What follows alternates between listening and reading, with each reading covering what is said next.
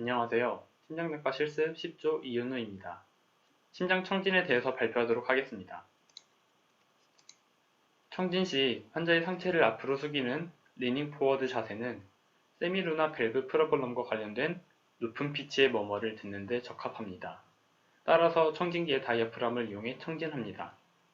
다음으로 오른쪽에 보이는 것처럼 환자를 왼쪽으로 비스듬히 눕히는 레프트 라테랄 데큐비투스 자세는 마이트랄 밸브 머머와 같이 낮은 피치의 소리를 듣는 데 적합합니다.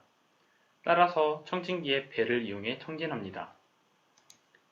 청진 위치는 여기 오른쪽 상단의 그림과 같이 오른쪽 두 번째 인터코스탈 스페이스의 메디알 엔드인 에오르틱 영역, 그리고 왼쪽 두 번째 인터코스탈 스페이스의 메디알 엔드인 풀모너리 영역, 왼쪽 다섯 번째 인터코스탈 스페이스와 스터넘의 왼쪽 경계가 만나는 지점 라이트 벤트리큘러 영역, 왼쪽 다섯 번째 인터코스탈 스페이스와 미드 클라비큘러 라인이 만나는 지점인 레프트 벤트리큘러 영역 등이 있습니다.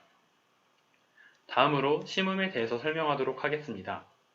제1심음은 마이트럴 밸브와 트리커스피드 밸브가 닫힐 때 발생합니다. 1심음의 강도는 마이트럴 밸브의 안테리어 리플렛이 애뉴라 플레인으로 돌아가야 하는 거리와 리플렛의 모빌러티, 좌심실의 수축력, PR 인터벌 등에 의해서 정해집니다. 대표적으로 류마틱 마이트럴 스테노시스 초기인 환자에서 보다 더 크게 들립니다. 제2심음은 에오르틱 밸브와 풀모닉 밸브가 닫힐 때 발생합니다. 정상적으로 2심음은 A2-P2 인터벌로 분리될 수 있습니다. 이 A2-P2 인터벌은 흡기 시에 그 인터벌이 더 길어지고 호기 시에 더 감소합니다. A2의 인테서티는 에오르틱 스테노시스인 환자에서 감소하고 P2의 인테서티는 풀모닉 스테노시스 환자에서 더 감소합니다. 제3심음은 심실 이완기의 렉피드 필링 시에 발생합니다.